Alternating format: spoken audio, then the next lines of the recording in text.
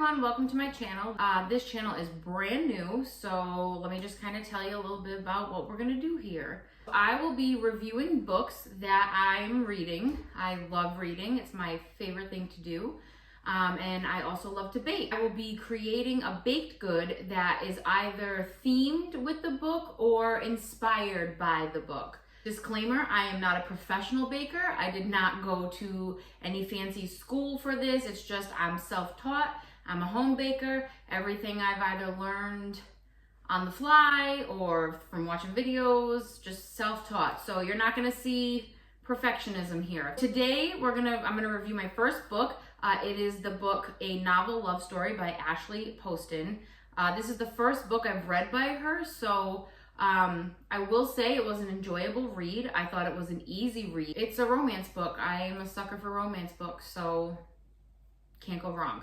My baked good to go with the book is going to be Honey Macarons. I call them macaroons. I know that they're called macarons, but my brain does not want to comprehend that. So they're going to be macaroons for this video. If you don't know what a macaroon is or a macaron, it's a French cookie. Essentially, they are crunchy on the outside and soft on the inside. Like the middle of them is nice and chewy. They take some time and they take some work, but we're gonna see what we can pull off here. We might have macarons or we might come out with some good macarons. So we'll see. Let me start talking about the book while I'm doing what I'm doing. I'm not going to talk so much about the baking itself because I want to focus more on the books. But I will go ahead and in the bottom here, I will put the ingredients and the instructions so that way if anybody wants to try to create what I'm making, you will have the recipe and how to do that. If you ever have any questions, you can always comment below as well and I can try to walk you through the process. All right, let's get started. So the book. This book was an interesting read. It starts out with the main character. Her name is Eileen, but she also goes by Elsie in the book. And she is an English professor who loves romance novels. And she has one particular book. It's a book series actually that she is like obsessed with. It's called Quixotic Falls, which I might not be saying that word right, but when authors put unique or different or harder words in books and they don't put little parentheses with the pronunciations, then I have to make up what I think it sounds like, and this is what I think it sounds like, Quixotic Falls. So the book series is Quixotic Falls, and it's by her favorite author, who is Rachel Flowers in the book. And not only does she love this book, but her best friend, Prudence, who goes by Prue in the book, also loves this book. And they, spend time reading it together, and they like wait in line for the newest book to come out. And this series is a big deal for them. It's their favorite book series. And honestly, like, when I think back to my favorite book series, I would do all of the following. I would 100% stand in line for one of those books, and I would cry. I actually did cry at the end of my favorite book series at the final book, so I get it. So with Quixotic Falls, the book describes it as, it's about a small town named Ellerton, and the town is described as only having one road in and out. The local candy store has the sweetest honey taffy. The local cafe has a possum that's been terrorizing the owners. There is the chef at the bar makes burgers that are always slightly burnt, and they have a honey French toast that's to die for. It also talks about how there is a honeybee trail that you can walk that leads you to a waterfall. And it's said in the book that if you make a wish under this waterfall, the wish will come true. So this is the town that's described in the book. And this is, honey is referenced a lot in this book. So that is one of the reasons why I picked Honey Macarons. Elsie has a pretty rough couple of years in the book. She's in a relationship with a guy who she's actually engaged to.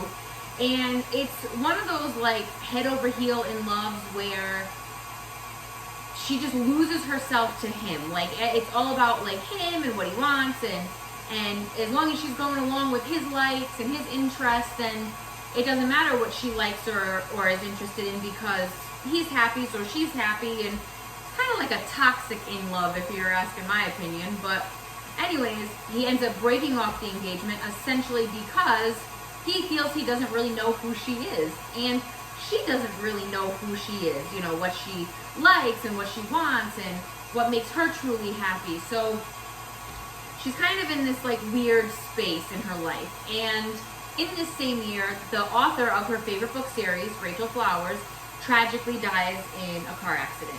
So it essentially leaves their book series unfinished, and that's pretty tragic for us book lovers. If a book series has no closure, no, that's a no-go.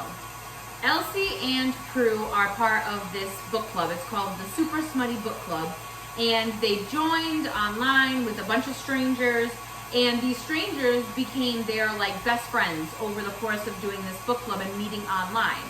So they decided that they were going to do in-person book club, and they decided to meet at this one cabin in New York every year, where they would drink wine and talk about romance books and just, you know, be together. In the book, it talks about how it's that time where they should be having their yearly book club get-together. But unfortunately, every single person in the book club has like a life event that's preventing them from being able to go to this cabin for their annual get-together. So even her best friend Prue can't go because her boyfriend has a last-minute trip to Iceland he planned for them, where she hopes he's going to propose to her. So nobody can go. And Elsie's kind of like, well, I really feel like I need this trip because my life is just in such a rut that I'm going to go anyways. She sets off on this journey. It's like, I think they said in the book, it's like an 18-hour car ride. And she's never driven there by herself before. Her and Prue always go together. So this is the first time she's going by herself. And of course, what happens? She gets lost. Her GPS is not working. She doesn't know where she's supposed to be going. And it starts to rain. I don't even like to drive when it's drizzling. Never mind. It's like torrential downpour rain. And she's lost. So she just kind of like she follows this road into this like town, and as she's like entering into the town, there's a guy in the middle of the road in the rain, and she almost hits him. She slams on her brakes, and she's just like, what the heck? Like, why are you standing in the middle of the road? And the guy, of course, is just like this grumpy, like, brooding type character. So anyway, she pulls into a parking spot, and she's just like, okay, well, I'm in this town and I can't see where I'm going.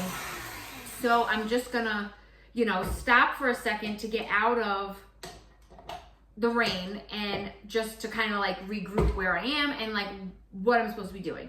When she goes into this local bar, she's soaking wet from being in the rain. So the bartender offers her a towel to dry off with and a menu to look at. And the menu is kind of like blurry. You know, she can't really, I don't know, it's like almost like it's not fully there. She orders a burger, orders fries, and when it comes out, the burger's like slightly burnt. It's starting to kind of sound like the book, like her favorite book series.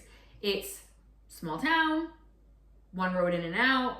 The burgers are slightly burnt at the bar, but she doesn't really catch on to this. She doesn't really pick up on this. She's just like having this rough moment. So Elsie's in the bar, and in comes the guy that she almost hit in the middle of the road, which his name in the book is Anderson, and they call him Anders for short. So anyways, he comes into the bar, and the bartender ends up saying to him like, hey, is your loft above the bookstore still available? Because she needs a place to stay for the night because the rain is so bad that she really shouldn't drive in this. So Anders reluctantly is like, sure, she can stay in the loft above my bookstore, but the next day, like, you've got to go. So Elsie's like, okay, not really what I want to do, but don't really have a choice. Fast forward to the next day. Elsie wakes up and she's just like, okay, like, you know, I'm gonna head out now. And she goes outside only to realize that like her car won't start. Go figure. So something's wrong with her car. And now she's like, what am I gonna do? So she ends up running into somebody on the like sidewalk who's like, oh, you're the person who stayed in, you know, Anders' thing. And as she's talking to them, the girl says, oh, my name is Lissa with a Y. And the pieces start to click into place for Elsie, and she's just like, wait a minute, like all these little things that just seem, you know, oh, just similar to my favorite book series is actually like the book series. So, you know, she's kind of just like, wait a minute, like this is Ellerton. And she's just like, oh my God, like honestly, she doesn't freak out enough in the book, in my opinion. If I think I realized that I was in my favorite book series, I would 100% be like losing my mind. She's more just kind of like, okay, like, is this real? She more so questions if she's dead. She's like, how can this be possible that I'm in a town that's not real? It's fictional. It's from a book. Like, how can this be happening? She ends up talking to Anderson, and Anderson, you know, finds out that she knows that this is this fake town, Ellerton. And Anders basically tells her, like, look, none of these people know that they're in a book. This is their real life to them. And every day here is the same. Nothing changes. Like, it rains every day at the same time. And the characters, like, you know, this one character, her inn is always in disrepair. It's almost ready to open every single day, but never actually opens. And another character's book is always falling apart. Like, everything is just always the same. Just very unfinished in this town. So Elsie is just kind of like, well, this must be because, you know, Rachel Flowers, the author, died, so the characters don't have any closure.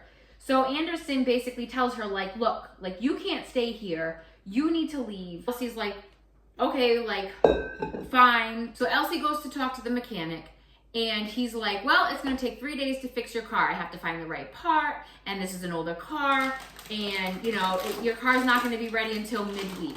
So Elsie's like, well, now I'm like stuck here in this town, but she's excited about this because she's like, well, now I can like explore Ellerton and like meet the people and like, you know, maybe she can help finish up some of their stories.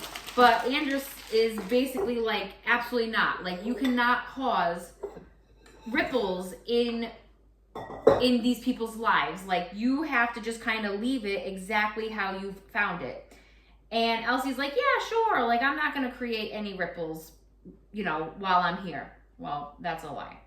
So, you know, she starts to meet the characters of the book, and she is just like, can't help herself but feel like she wants to like help these characters, wants to be involved in these characters' lives a little bit, even though she already basically knows these characters.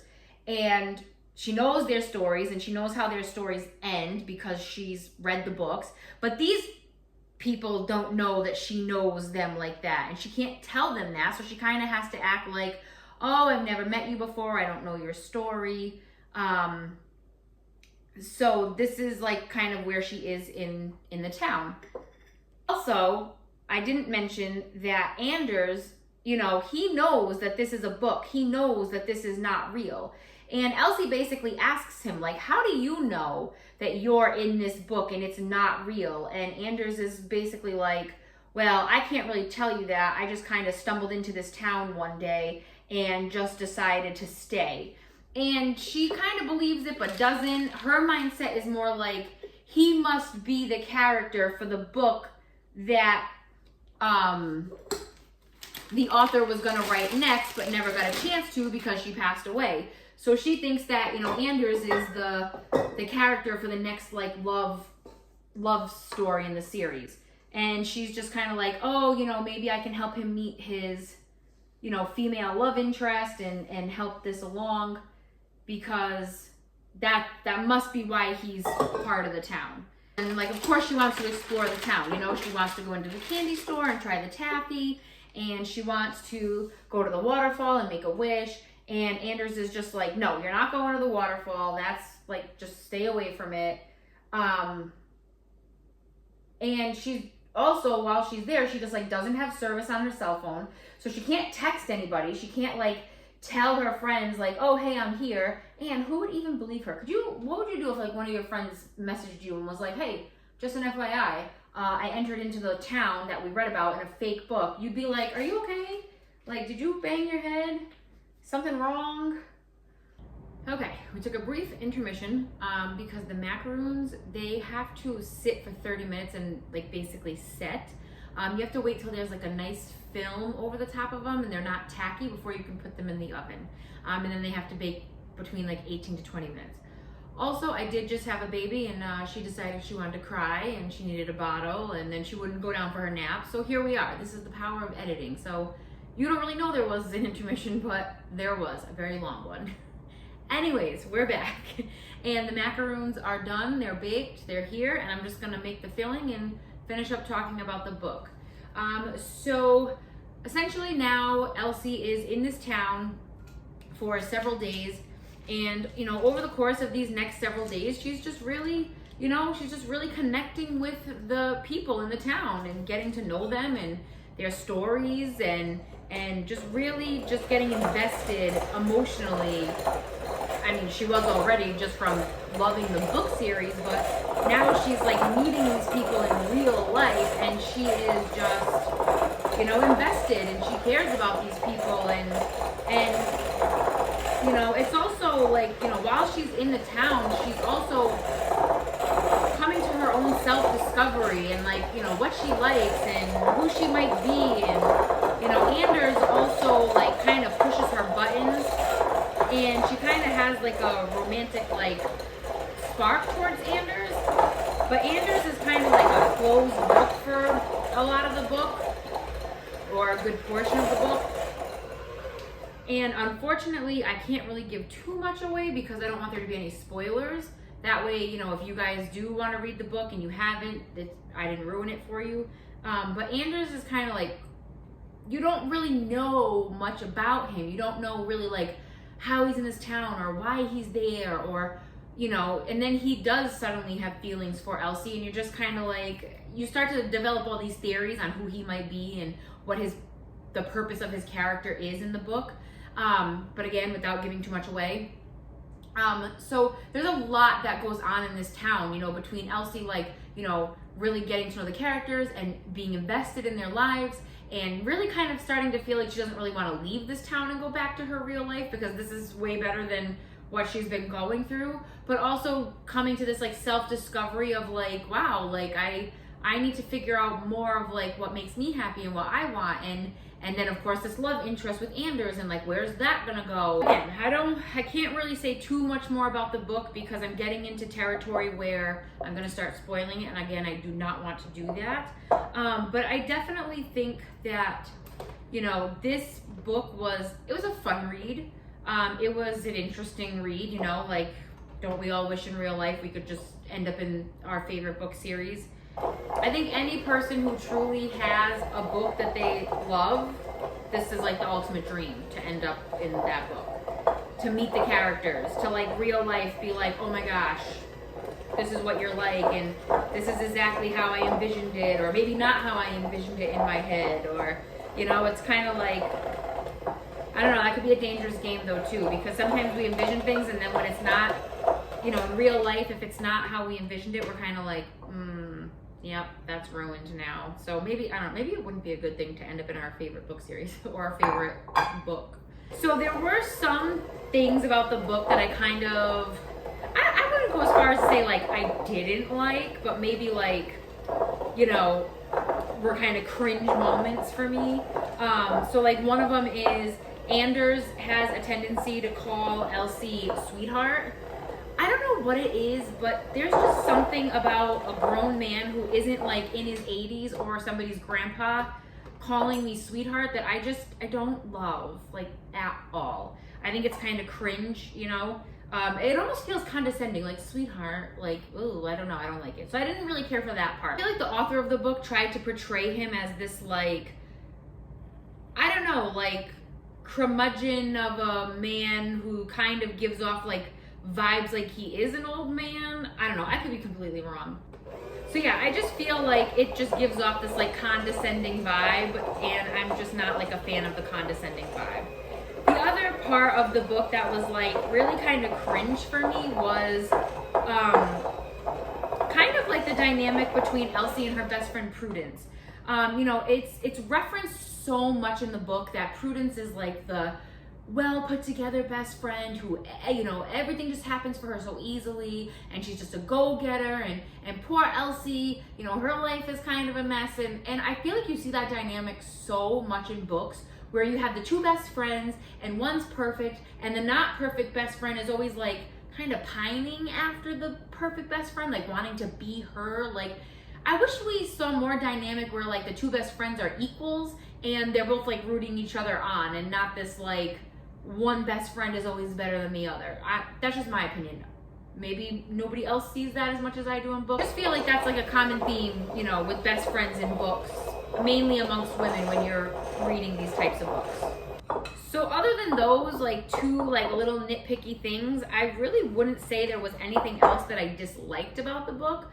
I of course loved the ending, but I can't share with you what that is because again, I don't want to create any spoilers. And I really enjoyed, you know, like there's like a whole host of characters in this book because you get to meet all of the characters from the fictional book as she meets them and enters into their lives. So it's like really kind of fun to like see those characters and like kind of how they all are and their little quirks and personalities and, you know, what they do in the town, whether they, you know, run the inn or they, you know, run the candy store and things like that. So it's kind of like really, really fun to be in this town along with Elsie, just kind of like meeting the people and living out this like small town vibe. I'm not gonna lie, guys, like that's like my ultimate goal. Like I am trying to like end up somewhere in a super small town, you know, where everything is within like a block of each other. So here I am making a mess.